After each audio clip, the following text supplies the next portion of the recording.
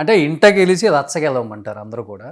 ఆంధ్రప్రదేశ్‌లో మీ ఉనికి ఎంతవరకు చాటుకున్నారు అసలు ఇప్పటి వరకు కూడా? 100% మీరు గత ఎన్నికలకు ముందు తీసుకోండి, ఎన్నికల తర్వాత తీసుకోండి. ఆనాడు ప్రభుత్వం చేస్తున్న ప్రజా వ్యతిరేక విధానాలపైన పూర్తి స్థాయిలో ఎక్కడ కాంప్రమైజ్ అవ్వకుండా ఎన్ని ఇబ్బందులున్నా, కేసులున్నా అడుగు ముందుకేసాము. ఇప్పుడు అధికారంలో ఉన్న తెలుగుదేశం పార్టీ కావచ్చు, జనసేన కావచ్చు, రోడ్ల మీదకి రావడానికి కూడా భయపడుతున్న రోజుల్లో ఆ రోజు మేము పోరాటం చేశాం. బీసీవై పార్టీ తరపున పోరాటం చేశాము, జగన్మోహన్ రెడ్డి పైన పోరాటం చేశాము, అదేవిధంగా ప్రభుత్వం చేసిన అవినీతి పైన పోరాటం చేశాము. ఆ తర్వాత తీసుకుంటే గత ఎన్నికల తర్వాత అధికారంలోకి వచ్చిన కూటమి ప్రభుత్వం చేస్తున్న ప్రజా వ్యతిరేక విధానాల మీద పూర్తి స్థాయిలో ఈరోజు రైతులకు సమస్య వచ్చిన బీసీవై పార్టీనే పోరాటం చేస్తోంది, మహిళలకు సమస్య వస్తే బీసీవై పార్టీ పోరాటం చేస్తోంది, బీసీల సమస్యలపైన బీసీవై పార్టీ పోరాటం చేస్తోంది.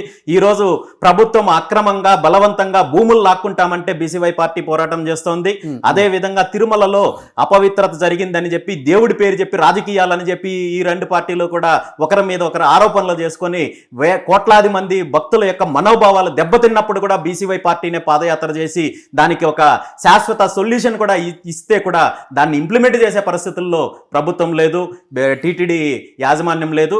ఖచ్చితంగా ఈరోజు మీరు గత ఎన్నికలప్పటి నుండి తీసుకున్నా, అంతకు ముందు తీసుకున్నా, ఇప్పుడు తీసుకున్నా ప్రజల పక్షాన పోరాడుతున్న నిజమైన ప్రతిపక్ష పార్టీ ఏదైనా ఉంది అంటే అది బీసీవై పార్టీ.